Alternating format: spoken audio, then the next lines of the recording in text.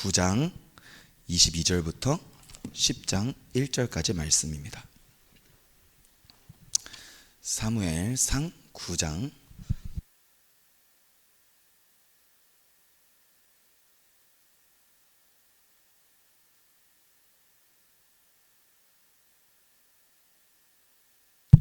사무엘상 9장 22절부터 10장 1절까지 말씀입니다. 함께 교독하도록 하겠습니다.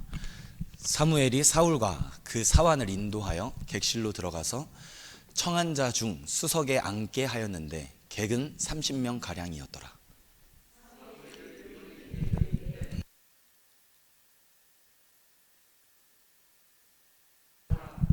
요리인이 넓적다리와 그것에 붙은 것을 가져다가 사울 앞에 놓는지라.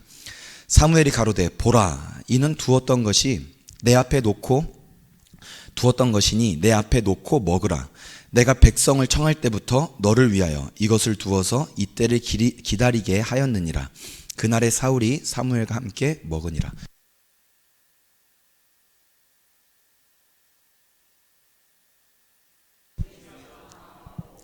그들이 일찍이 일어날새 동틀 때 즈음이라. 사무엘이 지붕에서 사울을 불러 가로되 일어나라, 내가 너를 보내리라 하매 사울이 일어나고 그 두 사람 사울과 사무엘이 함께 밖으로 나가서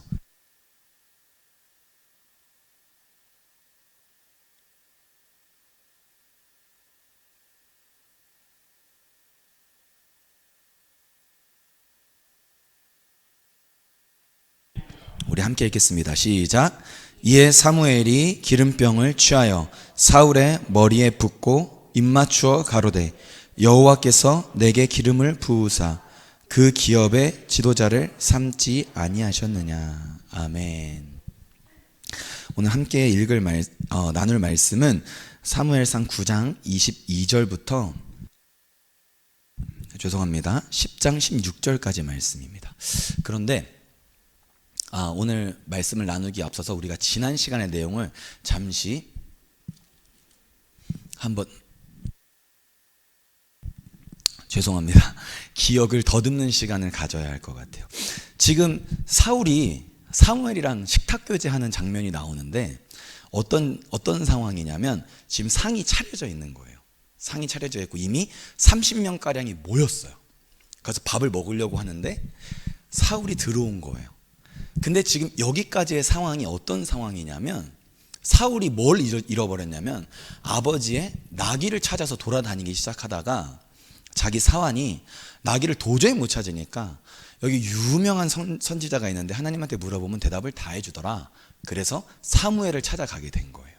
사무엘을 찾아갔더니 갑자기 사무엘이 사울에게 대뜸 뭐라 그러냐면 너 올 줄 알았어, 이렇게 이야기를 하는 거예요. 하나님이 나한테 이미 너가 여기 올 것이라고 나한테 이야기해 주셨거든. 그러니까 사무엘이 지금 사울을 기다리고 있던 상황이었던 것이죠. 그리고 나서 사무엘이 전혀 기대하지 않고 있던 사울에게 너는 왕이 될 것이다. 갑자기 뜬금없이 깜빡이를 켜고 좌회전을 해야 되는데 깜빡이 없이 그냥 좌회전을 해요. 그러니까 이 사울이 놀란 거예요. 그게 도대체 무슨 말이냐. 이제 그러던 중에 사무엘이 이제 사울을 불러서 같이 식탁교제하는 자리로 들어가게 됩니다. 식탁교제하러 딱 들어갔는데 상이 다 차려져 있고 30명이 거기 앉아 있는데 사무엘이 사울을 어디 앉히냐면 상석에 앉혀요. 그러니까 지금 이 분위기만 싹 보면은 어떤 분위기냐면 마치 사울이 이미 왕이 된 것과 같은 분위기예요. 마치 잔치상을 미리 펴놓고 주인공을 기다리고 있던 어떤 사람들이 그 주인공이 들어오자 그를 환영하고 그로 인하여 잔치를 여는 그런 상황입니다. 24절에 요리인이 넓적다리와 그것에 붙은 것을 가져다가 사울 앞에 놓는지라 라고 되어 있는데 사실 이 넓적다리는 되게 의미가 있는 것인 줄 알고 제가 엄청 찾아봤는데 그 의미를 알고 꼭 한번 같이 저와 같은 생각을 하는 분이 계실 것 같아서 나누려고 제가 알아가지고 왔습니다. 넓적다리는 원래는 그 율법에 보면 제사장에게 돌아가야 할 몫이에요. 네, 거제를 드릴 때 이 제사장한테 돌려줘야 할 몫인데 손님용으로 대접을 했다 그래요. 그러니까 사실 큰 의미는 없습니다. 네, 그래서 이제 사울을 손님으로 대접을 했다는 거죠. 그래서 그들과 함께 잔치를 열었습니다. 잔치를 열고 이제 돌아가려고 하는데 이제 사무엘이 사울을 불러요. 따로 불러가지고 무엇을 해주냐면 그의 머리에 기름을 부어줍니다. 그런 다음에 10장 2절부터는 어떤 이야기를 쭉 해주냐면 16절까지 사울이 이제 집으로 돌아가면서 겪게 될 이야기들을 해주는데, 그 겪게 될 이야기가 세 가지예요. 첫 번째, 그리고 두 번째, 너가 두 사람과 세 사람을 만날 텐데 그들이 너한테 어떻게 뭔가를 보여줄 거야.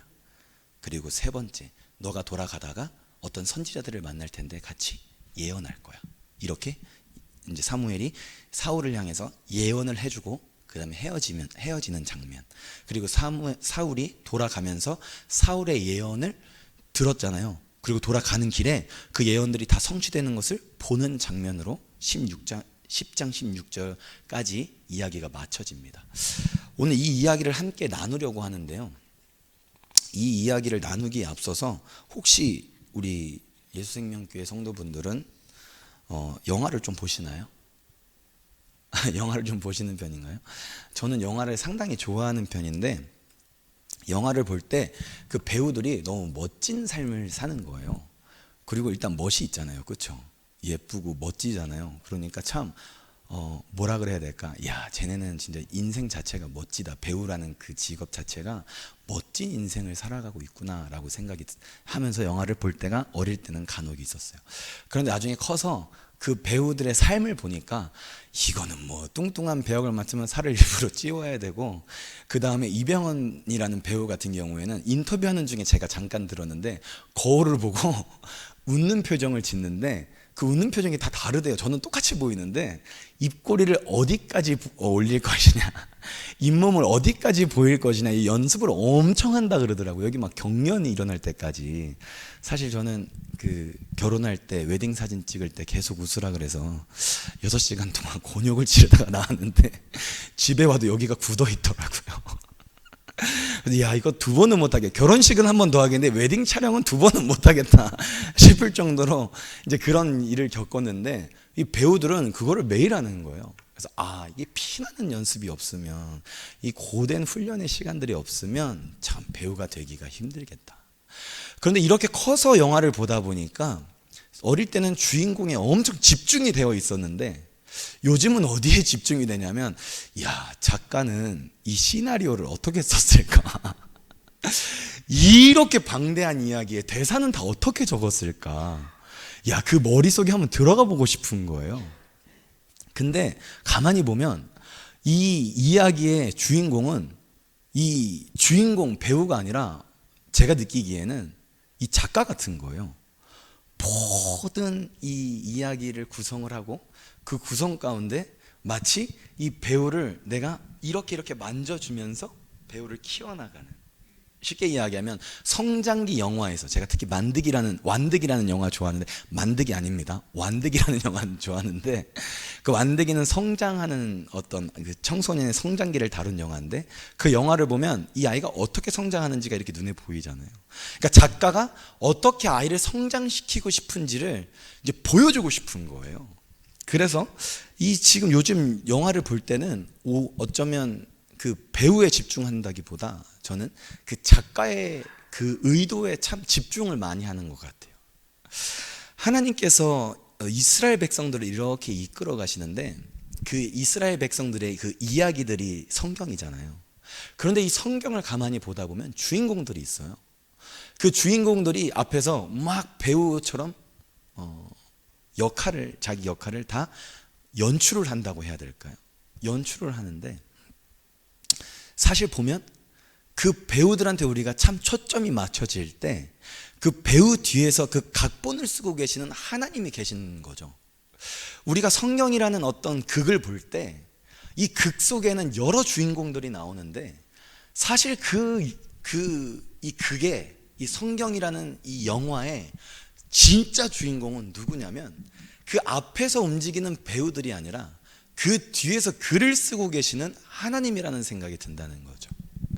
그런데 오늘 그 주인공 중에 한 사람이 사울이고, 사울이 있기 전에 주인공은 사무엘이었다는 것이죠. 그런데 이 사무엘에서 사울로 넘어가는 이 과정 중에 오늘 사무엘이 사울에게 기름을 붓는데, 이 사무엘이 사울한테 기름을 부는 이 장면이 우리가 그 두 주인공, 그 이야기에 집중을 하다 보면 어떻게 보여지냐면, 하나님께서는 하나님의 말씀으로 통치하고자 하는 사무엘과 사람이 요청해서 원했던 사울, 그래서 마치 하나님의 통치에서 사람의 통치로 넘어가는 어떤 그 장면의 전환이 지금 이루어지고 있는 모습을 우리가 볼 수가 있는데, 사실 자세히 보면 또 그것도 아닌 것 같다는 이야기예요. 어떻게 보면 그 뒤에 작가의 마음으로 보면은 이 사무엘에서 사울로 넘어가는, 이 하나님의 통치에서 사람의 통치로 넘어가는 것처럼 보이는 이 장면이 꼭 그렇지만은 않아 보인다는 것입니다. 자, 왜 그런고 하니, 첫 번째, 사무엘이 이스라엘을 통치할 때 주로 통치하는 방법이 있었어요. 어떤 방법이냐? 하나님한테 기도합니다. 7장 5절, 사무엘상 7장 5절을 한번 우리 읽어보면, 사무엘이 가로되 온 이스라엘은 미스바로 모이라. 여기서 미스바로, 이 이스라엘 사람들이 미스바로 꽤 자주 모이는데, 이 미스바는 어떤 의미를 가지고 있기 때문에 모이냐면 광장이요, 광장. 엄청 넓은 광장과 같은 곳이에요. 그래서 미스바로 심심하면 모이라 그러면 항상 미스바로 모이는 거예요. 미스바로 모이라. 내가 너희를 위하여 여호와께 뭐 하리라? 기도하리라. 여호와께 지금 기도를 하겠다는 거예요. 이 지금 어느 상황이냐면, 사무엘이 다 모아놓고 지금 우상 섬기는 거 다 없애버려라. 너희들이 가지고 있는 그 가증스러운 것들 다 없애버려라.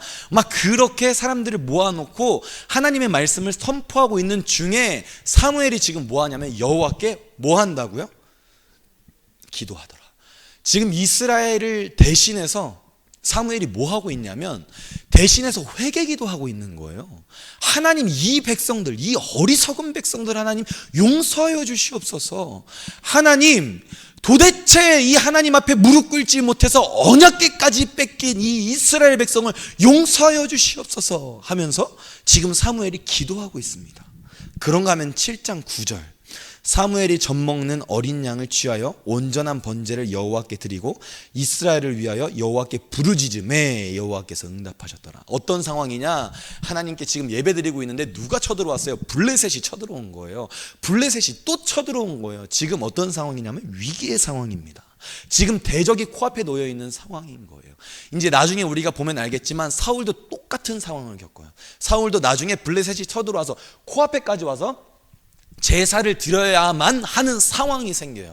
그런데 그때 사울은 어떻게 했냐면, 지금 사무엘만이 하나님 앞에 제사를 드릴 수 있는 제사장으로서의 역할을 감당할 수 있는데, 그때 그 사무엘이 도대체 오지 않자 내 목이 달아날까 봐 먼저 제사를 드려버려요. 그런데 오늘 사무엘은 하나님의 말씀에 순종하여서 자기가 지금 코앞에 블레셋이 와 있는데 그것을 마다하고, 전쟁하는 것을 마다하고 지금 무엇을 하고 있냐면 무릎을 꿇고 있습니다. 그럴 때 사무엘이 무엇을 한 것이냐? 대적을 앞에 놓고 나의 목숨을 하나님께 맡기면서 하나님께 기도한 것이죠. 하나님은 나의 피난처십니다. 나의 요새십니다. 나의 힘과 나의 도움이십니다. 나는 아무것도 할 수 없습니다. 전쟁은 여호와께 속한 것이니 아버지 주님께서 친히 주님의 능력으로, 주님의 힘으로 그 대적을 물리쳐 주시옵소서. 대적이 코앞에 왔을 때, 내 목에 지금 칼이 들어왔을 때 지금 사무엘은 어떻게 통치했는가? 기도했습니다. 사무엘은 7장 15절부터 17절까지를 보면 사무엘이 사는 날 동안에 이스라엘을 다스렸으되 해마다 베델과 길갈과 미스바로 순회하여 그 모든 곳에서 이스라엘을 다스렸고, 지금 순회하면서 땅들을 돌아다니고 있는 거예요. 17절, 라마로 돌아왔으니 이는 거기 자기 집이 있음이라. 거기서도 이스라엘을 다스렸으며 또 거기 여호와를 위하여 단을 쌓았더라. 단을 쌓았더라. 하나님 앞에 지금 제사드리고 기도하는 시간을 갖는 거예요. 이 짧은 구절 15절부터 17절까지 말씀은 이 이스라엘이 블레셋으로부터 언약궤가 돌아와서 그들과 전쟁하고 난 이후에 백성이 왕을 요구하는 기간까지 상당히 긴 시간.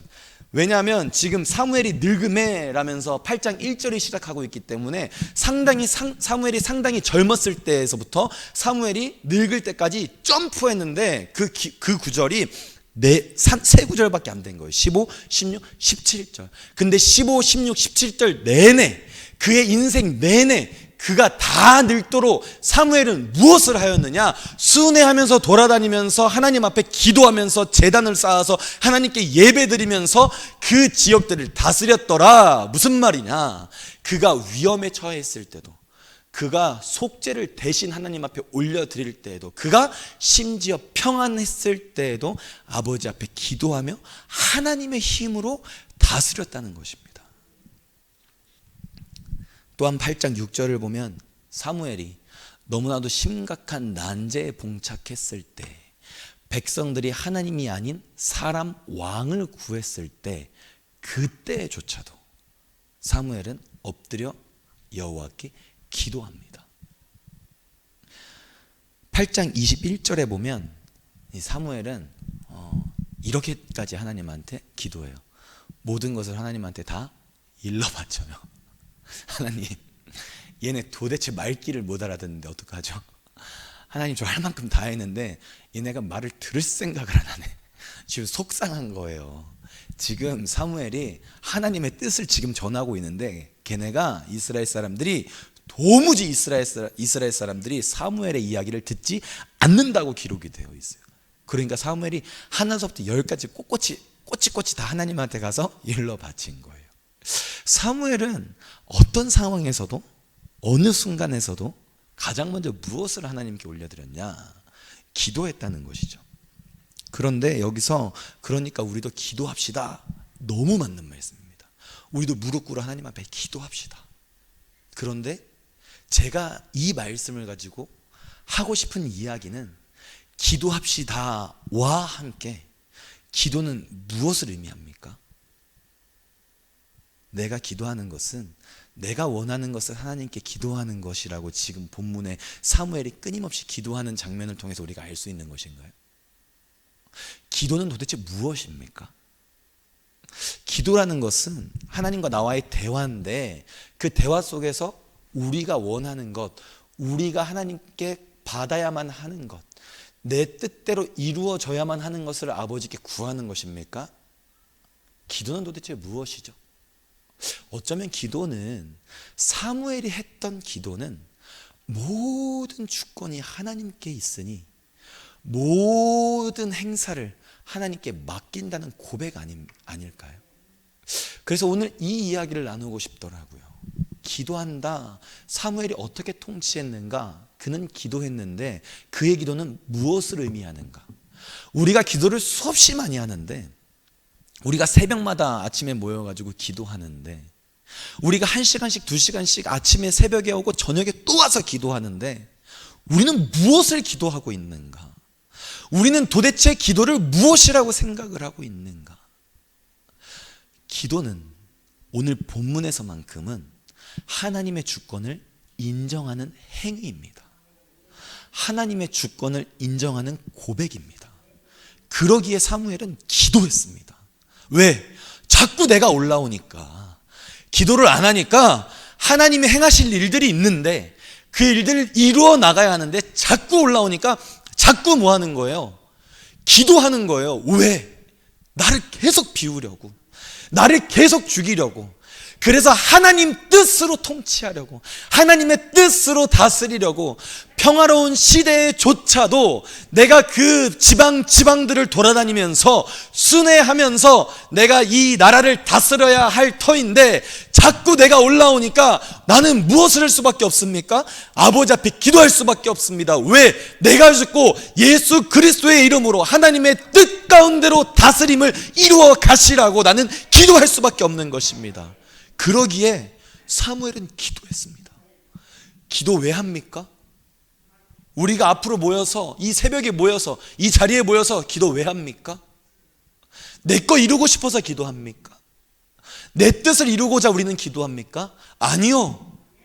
우리가 기도하는 이유는 하나님의 주권을 인정하는 고백이기에, 모든 것을 아버지께 맡긴다는 고백이기에 우리는 모여서 기도하는 줄 믿습니다.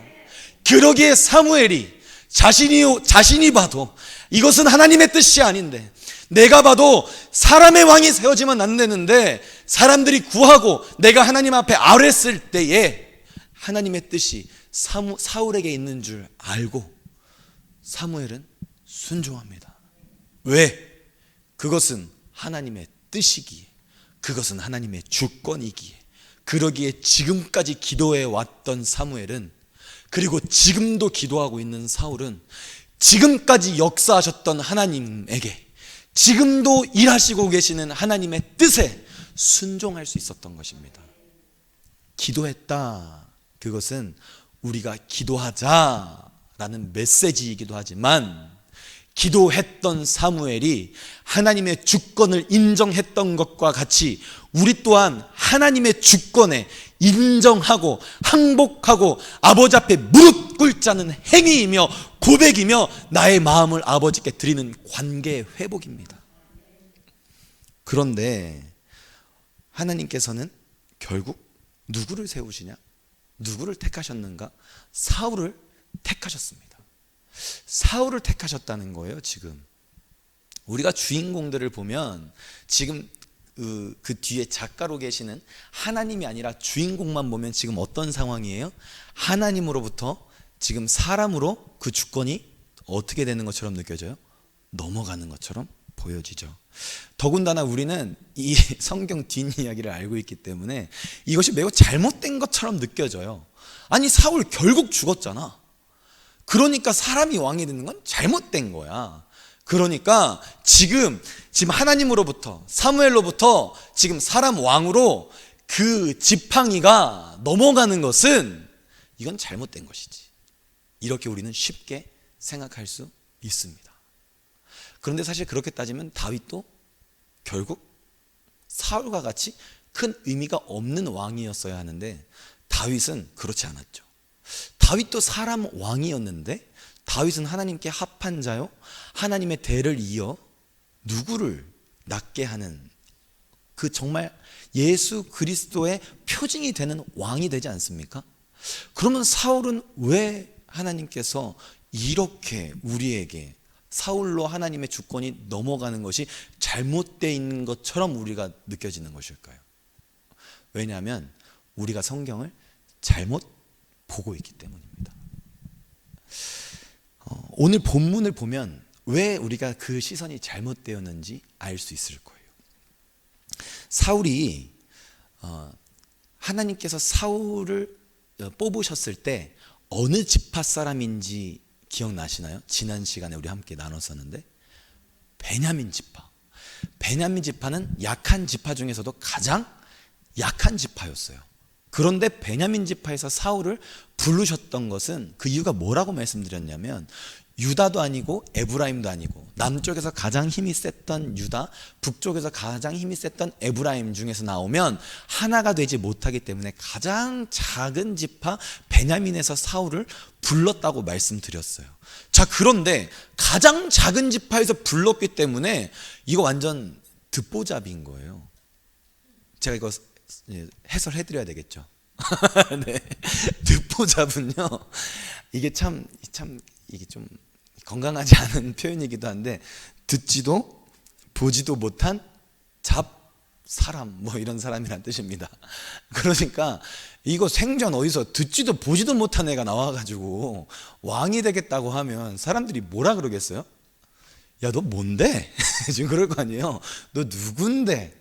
뭐 얼굴만 좀 잘생겼으면 다야? 키만 조금 크면 돼. 외모는 좀 봐줄만 한데 그래도 너 어디 족보 없는 애가 와가지고 왕이 되겠다고 하느냐. 아무리 사무엘이 이 기름을 부어줬어도 이건 말도 안 된다. 우리는 인정할 수가 없다. 왜 그럴까요? 상식적으로 우리가 생각해도 그렇지 않습니까? 예를 들어서 저희 지금 상황이 그런 상황이다 보니 제가 비유를 한번 들어볼게요. 어디서 정말 알지도 못하는 어떤 분이 오셔서 갑자기 주일날 이제 예배 드리려고 하는데 강단에 쓰셔가지고 내가 하나님한테 기도 응답을 받았는데 내가 오늘부터 예수생명교회 담임하라더라. 그러니까 하나님 앞에 순종해라. 앞에 와서 만약에 그렇게 지금 강단에서 이 자리에 서서 그렇게 고백하면은, 선포를 하면 우리 여러분 다 어떠시겠어요? 저게 제정신인가? 그쵸? 목사님은 맞으세요? 이렇게 우리 물어볼 거 아니에요. 지금 상황이 그런 상황인 거예요. 어디서 진짜 듣지도 보지도 못하는 사람이, 그것도 가장 낮은 작은 지파 베냐민에서 어디서 와가지고 자기가 왕이 된다고 하면 믿지 않을 거 아니에요. 그래서 아마 제가 생각했을 때 이스라엘 사람들은 아마 이 조사를 좀 했을 것 같아요. 얘 도대체 뭐 하는 애인데 그걸 좀 따져봤을 것 같아요. 따져보니까 얘가 어디서 이렇게 막 뛰어나는 애는 아닌 것 같아요. 왜냐하면 11장 15절에 보면 이 사울이 뭘 하고 있을 때 어떤 사람들이 찾아갔냐면, 집에서 이 소를 물고 있을 때 찾아가요, 사람들이. 그래서 여기 나왔네요. 거기서 여호와 앞에 사울로 왕을 삼고 거기에 여호와 앞에 화목제를 드리고 사울과 이스라엘 모두, 죄송합니다, 여기가 아닌 것 같네요. 11장 5절. 마침 사울이 밭에서 소를 몰고 오다가 가로되, 지금 소를 몰고 있어요. 그러니까 이 뒷조사를 한번 해봤을 거 아니에요. 사울이 도대체 누군데? 이러면서 알고 봤더니 왕이 되려면 그래도 역사를 좀 아는 사람들이잖아요, 이스라엘 사람들이. 그러면 가장 뛰어난 지도자 누구를 생각을 했겠어요? 모세 어떻게 컸습니까? 애굽이라는 나라에서 아주 이게 왕으로서 아주 자질을, 교육을 받았을 거 아니에요. 그래서 한참 정말 40년 동안 하나님 앞에 또 그 애굽 땅에서 훈련을 진짜 빡세게 받았을 거 아니에요. 그리고 나서 이스라엘을 인도한다고 하니 그런 좀 인정을 해줄 텐데, 지금 소몰던 사람이 와가지고 왕이 되겠다고 하니까 이스라엘 사람들이 얼마나 황당해요. 그런데 심지어 이 사울이 이제 사무엘이 사람들을, 지파를 다 이스라엘을 모아놓고 사무엘을 뽑을 때 제비를 뽑거든요. 근데 사울이 뽑혔는데 사울이 어떤 행동을 하냐면 짐 보따리 사이에 숨어요. 그러니까 얘는 지금 이걸로 보나, 전에 했던 일로 보나, 지금 성향으로 보나, 왕이 됐는데 왕이 됐다고 앞으로 나오라 그랬는데 숨었단 말이에요. 왜 숨었겠어요? 얘는 아무리 봐도 아닌 거예요. 그런데 하나님께서 얼마나 자상하시냐면, 하나님께서 얼마나 이스라엘 사람들의 마음을 잘 아시냐면, 오늘 이 사무엘의 예언을 통해서 보면 알 수가 있습니다. 우리 10장, 사무엘상 10장 2절 한번 읽겠습니다. 시작.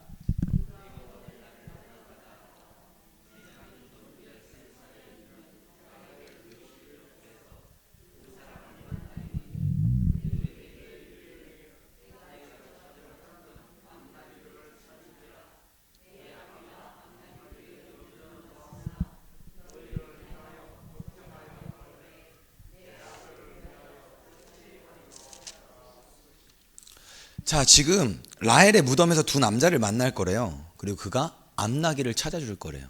이거 뭐 하는 거냐면 사무엘이 지금 예언하는 거예요, 사울한테. 그런가 하면 3절에 보면 상소리 나무 아래서 또 세 남자를 만날 거야. 그들이 사울에게 문안하고 떡 2덩이를 너한테 줄 거야. 지금 이렇게 예언을 하고 있어요. 그런가 하면 기브아에서 선지자들이 길을 따라 내려오면서 노래하고 춤추고 환희하고 예언할 것을 네가 볼 텐데, 그들을 만나면 사울 너가 이제 그들을 만나면 그 선지자들이 너를 영접하고 너가 그들과 함께 예언을 할 거야 라고 이야기를 해줘요. 이게 지금 별거 아닌 거거든요. 이게 우리가 보면 아무것도 아닌 것 같아요. 도대체 뭐 어쩌라는 거야? 이거 도대체 무슨 말이야? 이게 그렇게 대단한 이야기야? 라고 생각할 수 있어요. 그런데 이것을 이렇게 제가 예수님 당시로 제가 다른 비유를 한번 들어볼게요. 예수님이 예루살렘으로 들어가시는데 그냥 안 들어가시고 제자들한테 뭐라고 이야기하냐면, 얘야 저쪽에 가면 그 주인이 있는 나귀가 있어. 근데 그 나귀를 네가 데리고 와야 돼. 만약에 주인이 너 내 건데 왜 가져가니? 라고 물어보면 주께서 데려오라고 했다라고 이야기해라 라고 이야기를 한단 말이에요. 그리고 예수님이 그 나귀를 타고 예루살렘으로 들어가세요. 그런데 그 나귀를 타고 들어가는 그 행위 자체가 구약에 이미 예언이 되어 있던 사건이에요. 그러니까 예수님은 구약에 되어 있던 예언을 지금 뭐 하시는 거냐면 성취하고 계시는 거예요. 예언이 이루어지고 예언이 성취된다는 것은 그것은 하나님의 뜻이라는 사인입니다. 그것을 누구보다 잘 알았던 사람들이 이스라엘 사람들이에요. 자, 제가 다시 본문으로 돌아올게요. 별거 아닌 이야기예요. 사무엘이 그냥 예언을 했을 뿐이에요. 너가 두 사람을 만났을 텐데 나귀를 찾아줄 거고, 세 사람을 만날 텐데 그들이 너한테 문안하고 떡덩이를 줄 거야. 그리고 너가 조금만 더 가면 예언자들을 만날 텐데 그들이 너에게 문안하고 너가 그때 그들을 만나서 예언을 하게 될 거야. 별거 아닌데 이스라엘 사람들한테는 이것은 무엇이냐면 하나님의 예언이 지금 예언이 되어진 거예요. 그리고 사울이 그 길로 자신의 집으로 돌아가다가 예수님이 예언을 이루실 때는 그 기간이 어마어마하게 길어서 우리가 예언이 성취됐다라고 하지만 지금 바로 본문은 예언이 시작되자마자 기간만 달랐을 뿐이지 바로 성취되는 사건인 거죠. 그러니까 기간만 달랐을 뿐이지 이스라엘 사람들 눈에는 어떤 상황이냐면 예언이 지금 이루어졌고 예언이 성취되고 있는 것을 바로 눈으로 보는 거예요. 쉽게 이야기하면 우리가 무당을 찾아갔을 때 너 이거 3만 원 안 내고 집에 돌아가면 집에 돌아가다가 소매치기 만날 거야 라고 했을 때 내가 거기서 돈을 내가 안 내고 돌아가다가 소매치기를 만났어. 그럼 우리는 뭐라고 생각해요? 오, 이거 완전 신통하네 이렇게 생각할 거 아니에요. 물론 그것이 무당이 짜놓은 시나리오일 수도 있지만, 자, 그런데 제가 비유를 너무 천박하게 들어서 너무 죄송한데 이스라엘 사람들 눈에 하나님이 어떤 하나님인지 지금 알고 있는 거예요. 그들에게 있어서 예언은 어떤 의미인지 알고 있는 거예요. 그런데 지금 사무엘이 하나님의 말씀을 힘입어 예언을 한 거예요. 하나님의 예언을 한 거예요. 그리고 지금 바로 뒤돌아서서 돌아가자마자 무슨 일이 일어나냐면 예언이 계속 성취가 되는 거예요. 3번이나. 그러니까 이스라엘 사람들은 지금 어디서 듣지도 보지도 못했던 사울이라는 사람이 왕이 된다는 이야기를 듣고 너무 황당했을 텐데, 너무 어처구니가 없을 텐데 사무엘이 했던 예언이 성취가 되어져 가는 것을 보고 뭘 생각했겠습니까? 하나님이 하시는구나. 하나님이 일을 해 나가시는구나. 이스라엘 사람들은 이 사건을 통해서 무엇을 인정할 수밖에 없었을 거냐면 사울이 왕이 되는데, 어디서 듣지도 보지도 못한 애가 왕이 되는데 그 왕을 세우는 분이 하나님이라는 사실을 알게 되었을 거예요. 우리가 세상 살아가면서, 우리가 신앙생활 해나가면서 얼마나 황당한 일들이 많이 일어납니까? 우리가 얼마나 예기치 못한 사건들이 많이 일어납니까? 하나님께서 도대체 우리 생각에 뭐야, 사울 그거 하나님으로부터 주권이 사울로 넘어가는 거잖아, 그거 일어나면 안 되는 일이잖아 라고 우리가 문득 어설프게 성경을 읽다가 알게 된 사실이 하나님의 뜻이 아니었다는 것처럼 우리가 생활 속에서, 우리가 삶 속에서, 우리가 신앙생활하면서 내가 미처 생각지도 못했는데 내가 볼 땐 전혀 아닌 일들이 어쩌면 하나님의 그 계획 속에 있는 일들일 수 있다는 거예요. 하나님께서 예언을 통해서 그 예언을 성취하시면서 사울이 왕이 되어야만 하는 상황을 지금 사무엘과 사울의 이 사건을 통해서 알려주시고 있잖아요. 자, 제가 한 가지 질문을 드리겠습니다. 좀 전에 뭐라고 생각했냐면 사무엘이 하나님의 그 뜻을 가지고, 하나님의 주권을 가지고 이스라엘을 통치했는데 사울로 넘어가면서 그 주권이 사람에게로 넘어갔으니 이건 잘못된 것이다 라고 생각했다고 우리 조금 전에 이야기 나눴죠. 자, 방금 저희가 이 예언이 성취되는 것을 보았죠. 하나님께서 사울을 세우셨습니까? 안 세우셨습니까? 세우셨죠. 하나님께서 예언하시고 그 예언을 성취하시면서 사울이 이스라엘의 왕이 될 것이라고, 그것이 하나님의 뜻이라고 보여주셨어요. 지금 다시 한번 여쭤볼게요. 사무엘로부터 사울로 넘어가는 이 주권이 넘어가는 것이 사람에게로 넘어가는 것이 맞습니까? 아니죠. 사울을 세운 것도 하나님이시요, 사울을 통해서 이스라엘을 인도해 가실 것도 하나님이시라는 이 사실을 하나님께서는 지금 이 사건을 통해서 보여주고 계시는 거예요. 다시 이 말씀을 드리면, 이스라엘 사람들이 사람 왕을 구했어요. 하나님이 보시기에 좋지 않았어요. 그런데 하나님께서는 사울을 보내주셨어요. 누구의 뜻대로? 하나님의 뜻대로. 하나님이 지금 일하고 계시는 중인 거예요. 하나님이 사울을 이미 9장에서 선택을 하셨어요. 그리고 10장에서 예언을 성취하시고 10장 후반절에 가면은 사울을 온 이스라엘 사람들을 다 모아놓고 그가 왕이라고 선포하세요. 그리고 이미 기름도 부으셨습니다. 지금 이스라엘 사람들에게 하나님은 뭘 이야기해주고 싶으신 것이냐면, 우리 11장 이후는 생각하면 안 돼요. 그가 어떻게 하나님 앞에 순종하지 않았는지 생각하면 안 돼요. 지금 11장까지 해서 하나님이 뭘 이야기하고 싶으신 것이냐면, 비록 너희가 너희 뜻대로 사람 왕을 세웠을지라도 내가 내 주권을 사람에게 넘기지 아니하고, 내가 내 뜻으로 왕을 세워서 내가 내 뜻으로 그 왕을 통하여 내가 내 뜻대로 이스라엘을 통치하겠다를 선포하시는 사건입니다. 이 말씀이 우리에게 매우 아주 정말 우리 마음 가운데 깊이 새겨야 하는 말씀입니다. 왜? 우리가 아무리 우리 힘으로, 우리의 권력으로, 우리의 능력으로 모든 것을 다 이루어 나간다고 생각을 할지라도 우리는 누구의 주권 아래에 있냐면 하나님의 주권 아래에 있습니다. 그렇기 때문에 사무엘이 기도하면서 하나님의 뜻대로 이스라엘을 다스리는 것과 사울이 이스라엘을 다스리는 것은 크게 다르지 않다는 것이에요. 왜냐? 이스라엘을 다스리시는 분은 사무엘도 아니요, 사울도 아니요, 하나님이시기 때문입니다. 사울이 하나님으로부터 쓰임 받는 사람이 되었잖아요. 그런데 우리는 지금 사울은 왕이고 어떤 한 사람이고 나와는 크게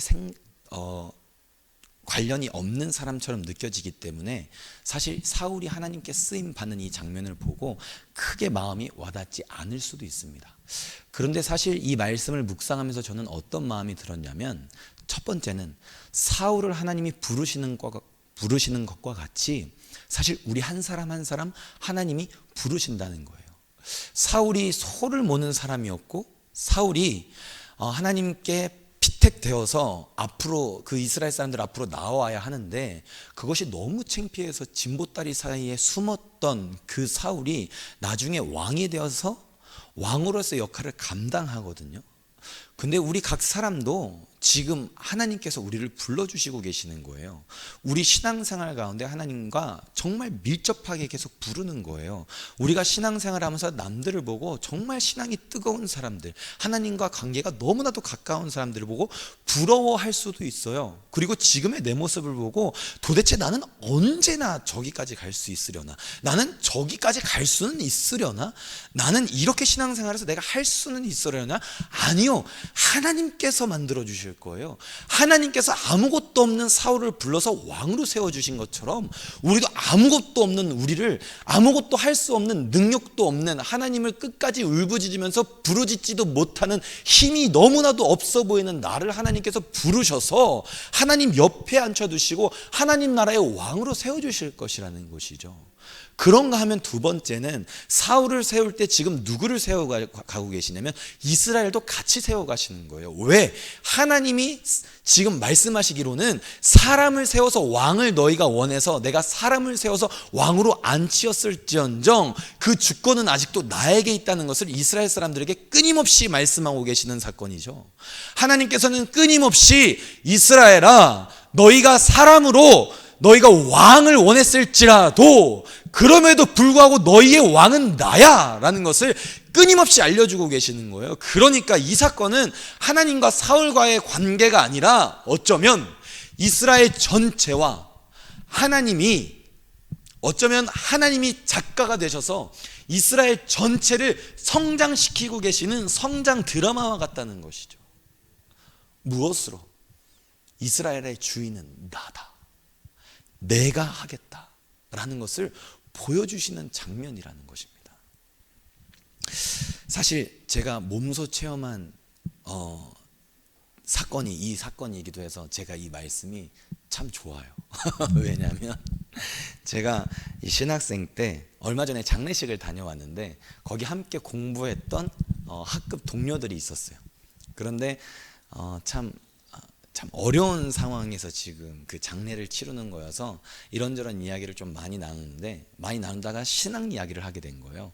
신앙 이야기를 하다 보니까 저한테 질문이 어떻게 왔냐면, 근데 어떻게 네가 목회자가 됐냐, 이런 질문이 나왔어요. 그래서 너무나도 우수했던 어떤 친구는 지금 잠시 하나님을 떠나 있는 상황이었고, 너무나도 하나님을 떠나기 쉬울 것 같이 보였던 저는 지금 목회자가 되어 있는 상황에서 이야기가 시작이 되었어요. 그런데 이야기가 한참 시작이 되다 보니까 은사 이야기가 나온 거예요. 그래서 너는 무슨 은사가 있고 너는 무슨 은사가 있고 이런 이야기를 한참 나누다가 마침 거기에 모여있는 사람들이 은사가 참 많은 거예요. 아주 그냥 재능도 뛰어나고 다들 은사도 정말 많은 은사를 하나님께 축복받은 사람들이 거기 많은 거예요. 어떤 학생, 제가 제 친구 동료는 진짜 화가 날 정도로 명석해요. 그리고 뛰어나요. 예를 들면 이제 시험 공부 이렇게 쭉 한 바닥을 적잖아요. 그럼 저는 이걸 어떻게 외우냐면 이 논리를 외워요. 아, 그래, 이렇게 해서 이렇게 이야기가 전개가 되는구나, 그러면서 그 흐름을 외워요. 그런데 그 친구는 그 흐름은 기본이고 한번 쭉 읽잖아요. 그럼 그 글씨들이 다 외워져요. 제가 한번 물어봤어요. 막 글씨를, 책을 막 읽고 있는 거예요, 시험 보러 가기 직전에. 그래서 야, 너 그거 뭐해? 설마 그거 외우고 있어? 제가 물어봤어요. 그랬더니 아니, 외우지는 않아, 그냥 읽어, 이러는 거예요. 지금 왜 읽어? 지금 시간이 없는데. 읽으면 외워지니까. 너무 화가 나는 거예요. 얘는 맨날 벼락치기 하는데 맨날 수석인 거예요. 그것도 학교 전체 수석. 정말 뛰어나요.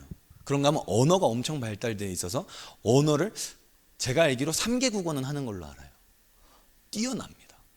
어떤 사람은 무용도 뛰어나고 아이디어도 아주 뛰어나고, 아무튼 은사 있는 사람들이 많이 있었어요. 근데 이제 제 차례가 온 거예요. 제가 제 차례가 왔으면 이제 뭔가 이야기 해줄 줄 알고 좀 기다리고 있었죠. 기훈아, 너는 이런 은사가 있어, 이렇게 한참 기다리고 있는데 아무도 말을 안 하는 거예요. 그러면서 한 친구가 저한테, 기훈이는 진짜 가정이 하나도 없지, 저한테 이렇게 이야기를 해주는 거예요. 왜 그랬냐면 제가 학교 다닐 때 찬양을 하는데 진짜 제가 앞에 나가서 찬양을 했거든요. 전교생 다 보는 데서. 심지어 제가 자진해서 나갔어요. 저는 찬양을 좀 잘하는 줄 알고. 심지어 영어 찬양이었어요. 그때 영어 찬양 대회였거든요. 그래서 지금은 엘리야 때처럼을 찬양을 하는데, 이거 제가 그때 알았어요. 온 그 학생들이 다 웃더라고요.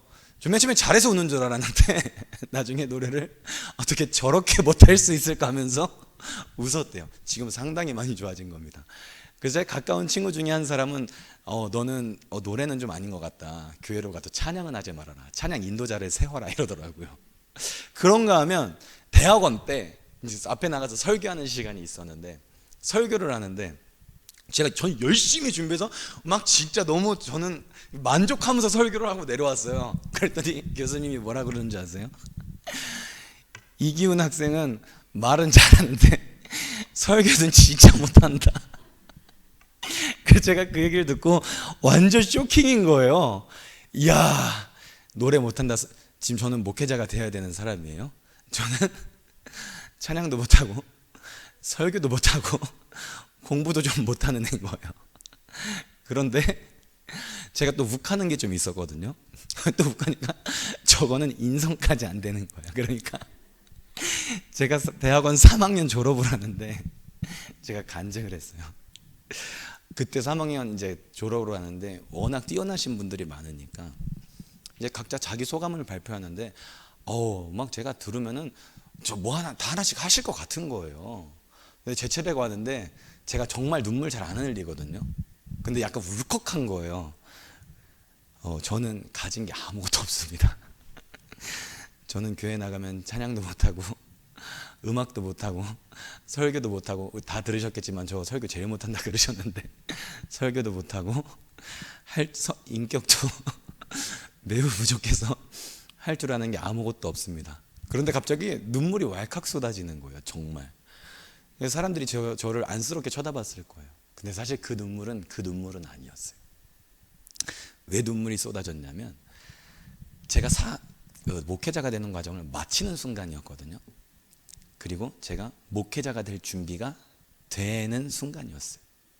그런데 그때 그 이야기를 하는데, 하나님, 제가 설교도 정말 못하는 거 제가 너무 잘 알겠고, 제가 찬양을 참 못하는 것도 제가 잘 알겠고, 하나님, 제가 인격이 그렇게 뛰어나지 않은 것도 제가 너무 잘 알겠는데 저를 왜 부르셨습니까? 그런데 하나님께서 불러서 7년의 과정을 마치고 졸업을 시키시면서 한 가지 제 마음에 이렇게 주셨던 마음이 이런 마음이었어요. 기훈아, 네가 하는 게 아니라 내가 하는 거야. 나만 의지해. 너가 찬양 못한다고? 괜찮아, 내가 할게. 너 앞에서 설교 잘 못한다고? 괜찮아, 열심히만 준비해, 내가 할게. 인격이 부족하다고? 기도해, 내가 해줄게. 모든 것이 하나님의 주권 아래 있다는 고백이 그때 나오면서 눈물이 정말 많이 흘러내렸어요. 하나님, 내가 아무것도 아닌데, 내가 진짜 듣보잡인데, 어디서 알지도 못하는, 어디서 진짜 중고등학교 때 그렇게 살아놓고 목회자 되겠다고 와가지고 이제 목사 안수를 받는 그 준비되는 자리에 와가지고 아무것도 할 수 없다고 하나님 탓하는 저에게 하나님께서 이렇게 말씀해 주시는 거예요. 모든 주권이 나에게 있는데 그 주권을 너는 인정하기만 하면 된다. 사울에게도 하나님께서 이렇게 말씀하고 계시는 거죠. 그리고 이스라엘 사람들에게도 이렇게 말씀하고 계시는 거예요. 너희들 가진 게 뭐 있냐? 너희들 가진 거 죄밖에 더 있니? 너희들 지금 뭐 구하고 있어? 왕 구하고 있잖아. 내가 있는데. 오죽하면 이 11장의 10장 후반절에 또 이야기해요. 사무엘이 사람들 다 모아놓고 사울을 뽑는데 그때 또 이야기해요. 너희가 나를 버렸다. 너희가 나를 버렸다. 근데 하나님께서는 그 말씀 뒤에 이렇게 말씀하고 계시는 거예요. 너희가 나를 버렸지만 나는 아직도 일하고 있고 나는 아직도 너희를 위한 계획이 있어. 그래서 내가 내 주권으로 사울을 선택했다. 너희가 알지도 못하는 사울. 내 주권으로 이스라엘을 다스려 가겠다. 너희들은 사람을 구했지만 그 사람을 통해서 내가 일하겠다. 말씀을 마치도록 하겠습니다. 사무엘이 기도로 이스라엘을 다스렸다 그랬잖아요. 우리도 열심히 기도해야 됩니다. 그런데 그 기도의 의미를 알고 기도해야 됩니다. 하나님의 주권을 인정하는 사무엘의 기도였습니다. 하나님께서 사울을 세우셨어요. 이스라엘 사람들이 알지도 못하는 사울, 가장 작은 지파에서 소를 몰고 있고 그가 앞으로 나와야 할 때에 두려워서 짐이 쌓여있는 짐 뭉칫더미에 숨어있는 사울. 하나님께서는 사울을 세우시면서 이렇게 말씀하시는 거죠. 아직도 내 주권으로 내가 이스라엘을 다스리리라. 우리가 오늘날 우리 교회에서 우리가 우리 신앙생활 하면서 우리가 주님을 믿는다고, 우리는 하나님의 백성이라고 고백할 때에 우리는 어떤 고백이 최종적으로 이루어져야 하냐면, 하나님, 나의 주인은, 이 교회의 주인은 하나님이십니다. 우리 교회가 지금 많이 어렵습니다. 지금 정말 어려워요. 그냥 어려운 정도가 아니라, 정말 어려운 정도가 아니라 진짜 어렵습니다. 그런데 두렵지는 않습니다. 왜? 하나님이 이 교회의 주인 아니십니까? 하나님께서 이 교회를 자기 건데 하나님이 버리시겠습니까? 우리가 한 가지 해야 할 일이 있습니다. 하나님께서 이제 그 하나님의 일을 해 나가실 텐데, 우리가 해야 될 역할, 그것은 하나님의 주권을 인정하는 것입니다. 우리가 기도 많이 해야 돼요. 우리 기도 진짜 많이 해야 되죠. 앞에 나와서 2시간 3시간 기도하는 거 그것도 많이 해야 되지만 우리가 평소에 그냥 우리 은연중에 계속 기도가 나와야 돼요. 주님 주님. 요즘 의도적으로 하나님 말씀 더 많이 듣고요. 저도 의도적으로 하나님 찬양 더 많이 듣습니다. 새벽에 일어나자마자 말씀부터 켜고 찬양부터 켜요. 샤워할 때도 핸드폰 가지고 들어가서 찬양 틀어놓고 말씀 틀어놓고 있어요. 왜? 하나님의 주권을 내가 놓쳐버리는 일이 생길까 봐. 그러면서 끊임없이 마음으로 기도합니다. 주님 도와주시옵소서. 당신의 교회 아닙니까? 당신의 백성들 아닙니까? 하나님의 것이니 하나님께서 책임져 주시옵소서. 우리에게 지금 필요한 것은 바로 그것입니다. 하나님의 주권을 인정하는 것. 우리 지금 교회 많이 어렵습니까? 우리 교회 지금 많이 힘이 듭니까? 우리 교회가 지금 앞이 보이지 않는 것 같습니까? 걱정하지 마시기를 바랍니다. 왜냐? 우리가 왕을 원해도 우리가 하나님 앞에 순종함으로 나아간다면 하나님께서는 그 왕조차도 하나님 주권 아래 두시어 그 이스라엘을 성장시키실 것이기 때문입니다. 이 교회는 하나님의 것이요 하나님께서 만들어 가십니다. 다 함께 기도하시겠습니다.